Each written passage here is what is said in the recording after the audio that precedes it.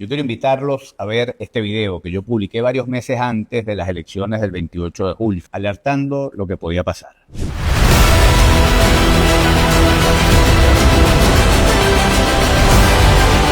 Yo quiero evaluar en 3 capítulos los 3 escenarios que se le presentan al país con miras a las elecciones presidenciales de este año. Los 2 primeros escenarios son sin acuerdo político de ningún tipo. El primero es que gana el gobierno con unas elecciones no democráticas, y el segundo, gana la oposición, logra imponerse y derrotar al gobierno sin acuerdo. Finalmente, el tercero es el escenario en el que se logra un acuerdo político entre factores del gobierno y de la oposición. ¿Qué puede pasar? ¿Qué se nos viene a los venezolanos después del 2024? Vamos con el primer escenario. ¿Qué pasa si el gobierno se impone en unas elecciones llenas de atropellos y se reelige Maduro? Ese escenario es peligrosísimo para Venezuela, porque la situación de nuestro país se puede complicar muchísimo si se retoman la política de sanciones. Algunos voceros del gobierno han dicho que la realidad geopolítica mundial lo favorece y que Estados Unidos va a continuar en su política de alivio de sanciones porque Occidente necesita nuestro petróleo. Eso no es verdad. Estados Unidos va a responder. Y va a responder porque no tiene otra. ¿Qué va a decir Estados Unidos? Yo tomé medidas para aliviar las sanciones, te solté varios presos que tenía aquí, que tú valorabas mucho, siempre bajo la promesa, por lo menos en el discurso, de que tú ibas a hacer unas elecciones libres y democráticas. Pero frente a la opinión pública norteamericana y sus aliados europeos, lo que ha dicho el gobierno de Estados Unidos es: yo te estoy cediendo en cosas, confiando en que el gobierno de Venezuela va a cumplir su palabra. Si tú inhabilitas a la candidata que ganó las primarias de la MUD con el 90% de los votos, expulsas a la Comisión de Derechos Humanos de la ONU, metes preso a Rocío San Miguel, yo no te puedo seguir levantando las sanciones porque quedo como un bobo. Sí, burlado por un país pequeño que está en el hemisferio en el cual se supone que yo tengo autoridad. Dejar que se burlen de ellos no me suena que va a ser la respuesta de esa potencia con vocación imperialista llamada Estados Unidos de América.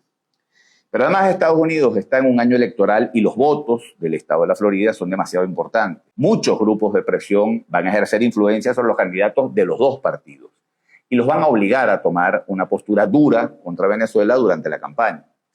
Eso va a ser muy difícil recoger después. Finalmente hay una razón adicional, y es que Venezuela dejó de ser el proveedor seguro de petróleo que fue en el pasado y tiene sustituto. Venezuela está produciendo 750.000 barriles diarios de petróleo, según las cifras del OPEP. Y Guyana ya va por 480.000 y proyectan que van a estar en 1.200.000 en 2 años. Venezuela tiene muchas limitaciones estructurales para aumentar su producción. Para empezar, tiene 150.000 millones de dólares en deuda, sin contar lo que debemos por los litigios contra Venezuela, que pueden llegar a sumar 40.000 millones más. Tenemos una industria petrolera endeudada que no paga, y por tanto no tiene quien le preste. Tenemos problemas de servicios, infraestructura, tenemos problemas de energía eléctrica. Sin energía eléctrica no es posible producir nada. Guyana tiene los brazos abiertos de par en par a todas las empresas petroleras del mundo, incluidas las chinas. Ahí las empresas no van a tener que entenderse con PDVSA ni con engorrosos procesos burocráticos. Ahí van a trabajar con absoluta libertad. Ahí en Guyana está el petróleo que necesitan. Estados Unidos y Europa pueden conseguir mucho más petróleo de mejor calidad y más rápido en Guyana que en Venezuela.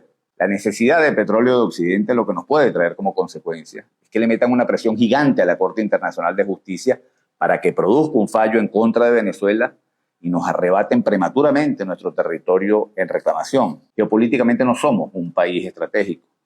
En el largo plazo sí, porque tenemos las reservas de petróleo más grandes del mundo, pero en el corto plazo no. Este escenario catastrófico que estoy presentando, digo catastrófico no para el gobierno, para el país y para los que vivimos aquí, es más o menos el siguiente.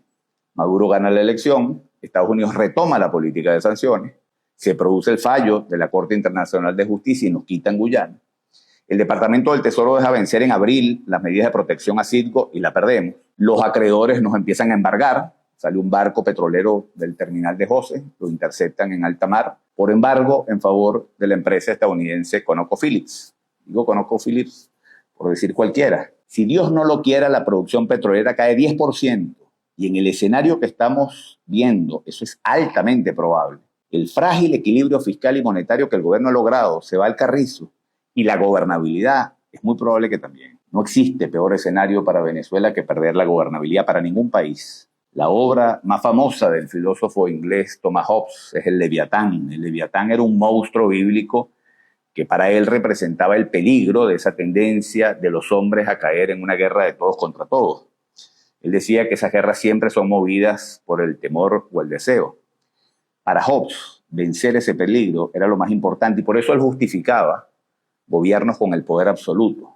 Un escenario de ingobernabilidad nos mete por caminos que tenemos que evitar a toda costa y al precio que sea. Cuando yo dibujé este escenario, hace más de un año, no tenía en mi cabeza para nada la amenaza de Trump de ponerle aranceles de 25% a cualquiera que le compre petróleo a Venezuela. La materialización de esta amenaza puede provocar una caída en la producción muchísimo mayor del 10%. Estamos hablando de un escenario mucho peor que el que vivimos en el 2016. El riesgo de pérdida de gobernabilidad es altísimo. Señores del gobierno, el Leviatán arrasa con todos los venezolanos, incluidos ustedes. Ustedes tienen la posibilidad de cambiar este escenario catastrófico. Nada puede justificar que le hagan esto al país.